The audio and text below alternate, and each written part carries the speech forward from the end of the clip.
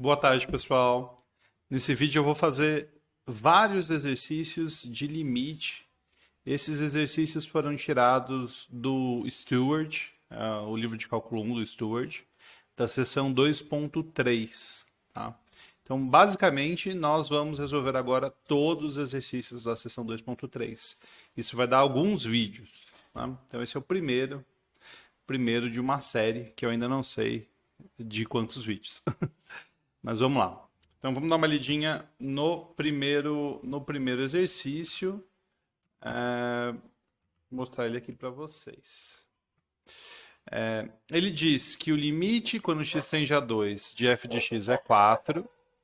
O limite quando x tende a 2 de g de x é menos 2.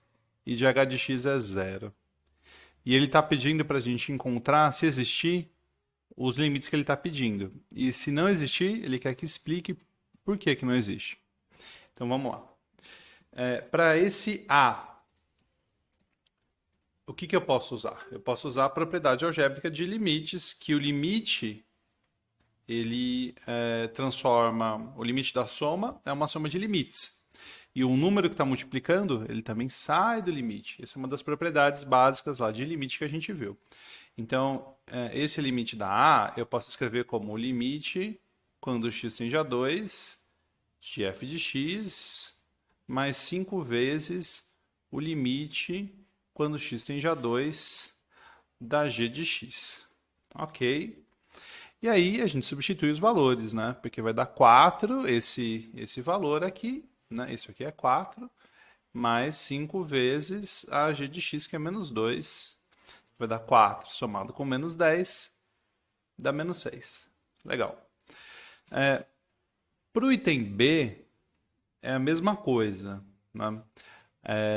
Eu posso pensar que g de x ao cubo, tem duas formas de pensar nisso, né? Ou é g de x vezes g de x vezes g de x, e aí a propriedade de limite também se aplica. Ou eu também posso pensar que a função elevar ao cubo é uma função contínua. Então, para B, eu posso escrever isso como o limite quando x tende a 2 de g de x elevado ao cubo.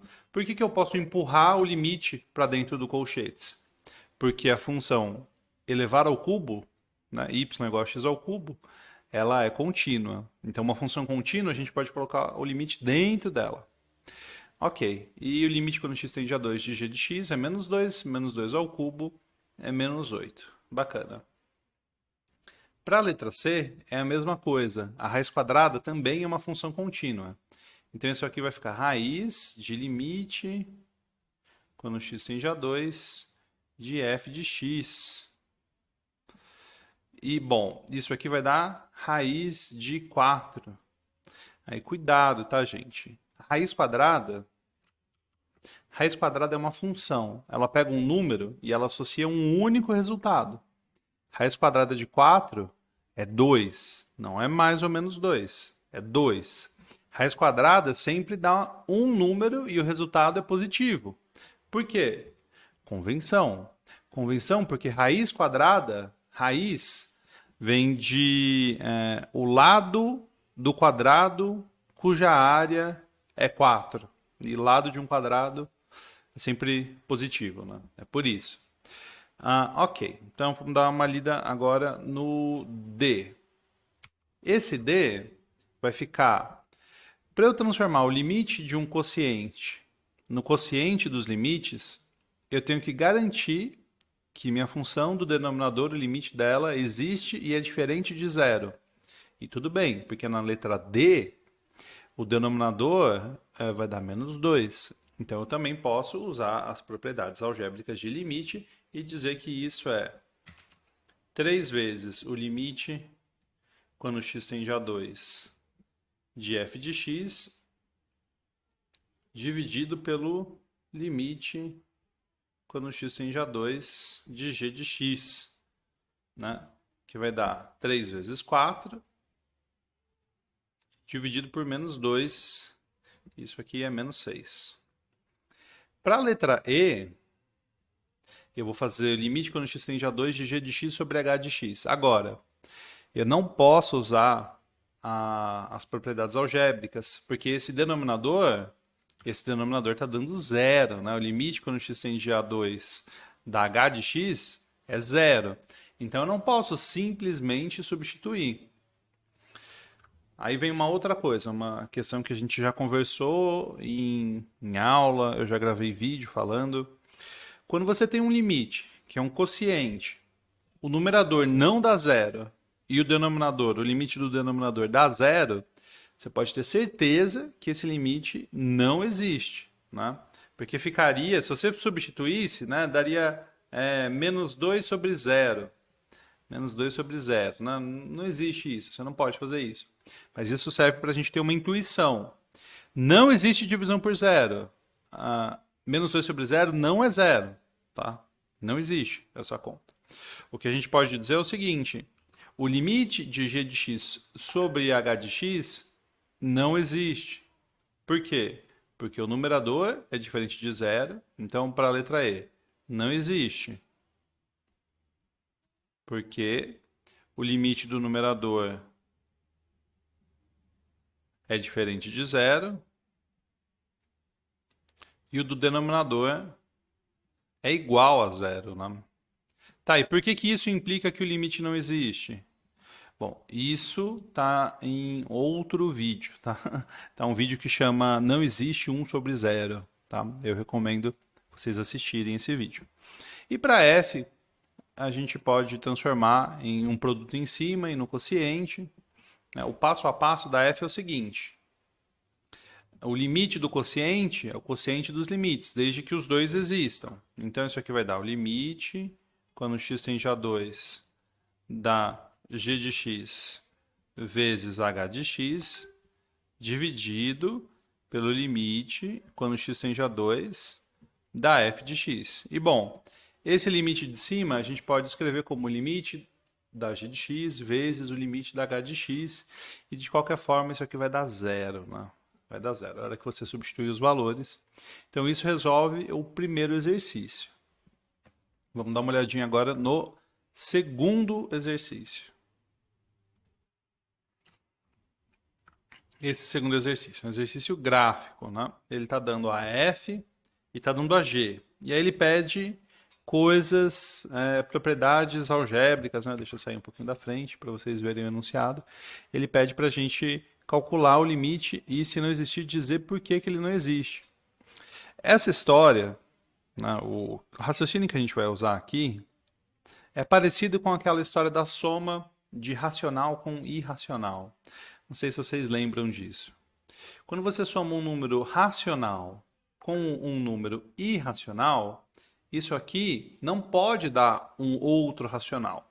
Porque se isso desse um outro racional que linha, então o irracional seria a subtração de dois racionais. E a subtração de dois racionais é racional. Né? E aí a gente chegaria numa contradição, setinha para baixo, um absurdo. Então o raciocínio aqui é parecido quando a gente for argumentar que os limites não existem. Tá? Mas para A gente pode usar aqui o limite da soma, é a soma dos limites, né? E, bom, qual que é o limite quando x tende a 2 da f de x? A gente pode ver pelo gráfico. E o limite quando quando x tende a 2 da g de x? A gente vai ver os dois pelo gráfico. A f, quando x está se aproximando de 2, né? Quando x se aproxima de 2, o valor da f está se aproximando de 2 também, o y está se aproximando de 2, né? Não importa de qual lado. E não faz diferença que a f de 2 seja 1, né? Isso aqui não faz a menor diferença. O limite desconsidera o valor da função no ponto. Isso é importante. Ele não está olhando para o valor da função no ponto. Ele só olha para uma vizinhança, né? Para uma vizinhança furada. Ele não contém o 2.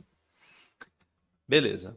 Então, o limite da f de x quando x tende a 2 é 2. E o limite da g de x quando x tende a 2, vamos dar uma olhadinha. Quando x tende a 2, essa função é contínua, né? No 2. Então, a gente dá uma olhadinha, a função está descendo aqui para o 2, para o 0, né? Desculpa. e para o zero. Então, o limite da função, nesse caso, é o valor da função, porque ela é contínua, não tem nenhuma quebra aqui, né? Então, aqui é zero. 2 mais 0 é 2. E para B? E para B? Para B, ele pede para a gente fazer o limite, quando x tende a 1, da f de x mais a g de x. Esse limite não existe, tá? Por quê? Vamos lá. Esse limite não existe, né? O da B não existe, porque o limite da f existe e dá 1. Agora, o limite da g, quando x tende a 1, não existe, né? Vocês podem ver que os limites laterais são diferentes. Quando ele tende a 1 por valores menores do que 1, a função está tendendo a 2. Quando ele tende a 1 por valores maiores do que 1, a função está tendendo a 1. Então, o limite da g não existe. Se esse limite aqui existisse, né, você poderia dizer que o limite quando x tende a 1, da g de x, vamos supor que esse aqui existe e vale L. Então, o limite quando x tende a 1 da g de x, você pode escrever ele como L menos 1. Por quê? Porque o L, né, isso aqui é a mesma coisa que o limite quando x tende a 1 da f de x mais a g de x. Esse é o L. Né? Menos o 1, que é o limite quando x tende a 1 da, da f de x. Tá? E aí, como a subtração dos limites é o limite da subtração, porque a gente está assumindo que os dois existem, esse seria o limite da g de x. Mas isso é um absurdo, porque não existe o limite da g de x. Então, a resposta para B é não existe. Então, é assim, se você for calcular um limite, que é uma soma, e uma das parcelas, o limite existe, e a outra não, pode ter certeza que o limite da soma não vai existir. E qual que é a demonstração? É igualzinho essa que a gente acabou de fazer. Se existisse o limite da soma, existiria também esse outro limite que não existe, tá bom? Agora, quando x tende a 0, dá f de x vezes a g de x. Bom, aí a gente dá uma olhadinha e vê que a f de x quando x tende a 0 dá 0, né? A g de x dá, quando x tende a 0, bom, ela está dando um número aí um pouquinho maior do que 1, mas no final das contas, o limite do produto vai ser o produto dos limites. E aí a gente vai poder dizer que dá 0, né? Essa letra C. Então, essa letra C aqui, a gente pode dizer que dá 0. Tá, e a letra D? É o limite quando x tende a menos 1 da f de x sobre a g de x. Quando x tende a menos 1, né, o que acontece? Esse limite de cima, né, o limite da f de x, quando x tende a menos 1, ele dá, né, quando x está tendendo a menos 1, o valor da função está tendendo a menos 1 também, né? Ó, esse y aqui é menos 1. Então, ele está tendendo a menos 1. Ok, então seria menos 1 dividido pelo limite quando x tende a menos 1 da g de x. Só que a g de x, quando x tende a menos 1, ela está tendendo a 0, né? E aí, esse limite aqui não existe também, porque é o limite de uma fração, né, de um quociente, onde o numerador não vai para 0 e o denominador vai para 0. Ok? Então, esse limite não existe. Mais uma vez, assistam lá o vídeo de não existe 1 sobre 0. Beleza. Agora, letra E. Limite quando x tende a 2 de x ao cubo f de x. Bom, aqui a gente pode usar que o limite do produto é o produto dos limites. Beleza. E o x ao cubo é uma função contínua, né? Então, isso aqui vai dar 8 vezes o limite quando x tende a 2 da f de x, que a gente já calculou, que vale 2, né? Então, isso aqui vai dar 16. Para f, ele pede o limite quando x tende a 1 de raiz de 3 mais f de x. Isso aqui é igual a raiz do limite. Por que eu posso fazer isso? Porque raiz é uma função contínua, né? de 3 mais f de x. E aí o limite quando x tende a 2 de 3 mais f de x é 3 mais o limite quando x tende a 2 de f de x, que é 2. Então isso aqui vai dar raiz de 5, né? A resposta desse aqui é raiz de 5. Legal. Vamos dar uma olhadinha, então, agora no nosso próximo exercício. O próximo exercício é tranquilo. Aqui ele pede para a gente calcular justificando cada passagem com as propriedades dos limites, né, que é uma tabelinha que ele passou lá no Steward. Mas é tudo muito simples, porque todas essas funções que ele está pedindo para a gente calcular o limite são funções contínuas. Como que eu sei disso? Eu sei porque são funções polinomiais, ou são funções racionais, ou são composições de raízes e polinomiais e racionais. Agora, a composta de funções contínuas é contínua, a soma de funções contínuas é contínua, a divisão é contínua, o produto é contínuo. Tá bom. Então, todas essas são funções contínuas. Isso quer dizer que a gente pode substituir desde que o valor esteja no domínio da função, né? Uma função ser contínua quer dizer que para calcular o limite dela em um ponto do domínio, é só substituir o valor. Então, para essas funções racionais, né, a gente vai ter que verificar, vai ter que se certificar que o ponto que ele está calculando, o limite, quer dizer, o ponto que ele está calculando está no domínio. Para uma função racional, isso quer dizer que o ponto onde se está calculando o limite, o denominador é diferente de zero. Vai ser o caso em todos aqui, tá? Então, a gente pode só substituir. Por quê? Porque a função é contínua. Então, isso aqui vai dar 3 vezes menos 2 à quarta, mais 2 vezes menos 2 ao quadrado, menos 2, mais 1. Né? Essa é a primeira. Aí você faça a conta.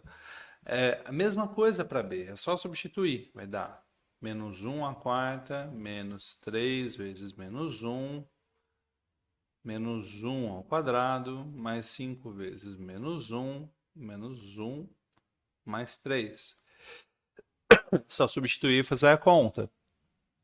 Nessa 5. Quando eu substituo o menos 2 aqui embaixo, vai dar 2 vezes menos 2 ao quadrado, menos 3 vezes menos 2 mais 2. Isso aqui dá 8 mais 6 mais 2. Não dá 0, né? Dá 16. E aí eu posso só substituir em cima também para calcular, né? E dividir. Por quê? Porque como o menos 2 não é raiz do denominador, isso quer dizer que o menos 2 está no domínio da função racional. E toda função racional é contínua. É só colocar o menos 2 no lugar do t e fazer essa conta, tá? Beleza. Para o 6, é a mesma coisa. A composição de uma raiz com um polinômio é uma função contínua. Porque a raiz é contínua, o polinômio é contínuo e composição de funções contínuas é contínua. Então é só substituir e fazer a conta. Isso aqui vai dar raiz de menos 2 à quarta, mais 3 vezes menos 2, mais 6, né? Isso vai dar 4. Beleza. Agora, para 9, o x igual a 2 não é raiz do denominador. Então eu posso de novo substituir. Porque se ele não é raiz do denominador, ele está no domínio da função racional. E aí eu posso substituir. É claro que se eu fizer a conta e der um número negativo, esse limite não vai existir, né? Não tem problema. Não tem problema. Aí eu digo que não existe. Posso empurrar o limite para dentro da raiz, se eu quiser.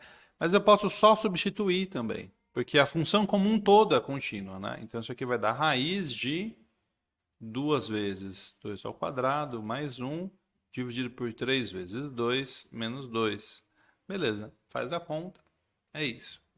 A 8, eu pulei a 8. Vai dar o denominador, quando eu substituo t igual a 2 no denominador, ele vai dar 8 menos 6 mais 5, é diferente de zero. Isso quer dizer que o t igual a 2 está no domínio da função racional, portanto, para calcular o limite, basta substituir. Substituição simples. Acabou. Só colocar o 2 no lugar do t e fazer a conta, sem segredo. Nem vou continuar. Quero dar uma olhadinha no próximo exercício. Exercício 10. O que há de errado com a equação a seguir? A equação a seguir, essa x² mais x menos 6 dividido por x menos 2 é igual a x mais 3, ela está errada por quê? O que está escrito do lado direito existe para todo x. Né? O x mais 3 está definido para todo x. E o que está escrito do lado esquerdo não está definido para x igual a 2. Não faz sentido. Então, essa equação ela é verdade para x diferente de 2. Para x igual a 2, vai ter do lado esquerdo uma coisa que não existe, do lado direito uma coisa que existe. Né? Então tá bom. E aí para B, em vista de A, explique por que a equação, ele da equação, está correta. E aí, para o A, ele está falando o seguinte, que x² mais x menos 6 dividido por x menos 2, ele trocou isso no limite por x mais 3. Por quê? Porque o limite é calculado nas vizinhanças do 2, mas para valores diferentes de 2. Tá bom? Para valores diferentes de 2, essa expressão é igual a x mais 3. Então, quando eu estou calculando o limite, eu automaticamente já estou dizendo que o x é diferente de 2, que o ponto onde o limite está chegando. Né? E aí a equação fica verdadeira, porque quando x é diferente de 2, de fato, a igualdade vale. Né? Para x diferente de 2, a igualdade vale. Legal. Como a gente resolveu 10 exercícios, eu vou parar o vídeo por aqui para não ficar muito longo e vocês poderem assistir um pouquinho de cada vez. É isso aí. Bom estudo para vocês.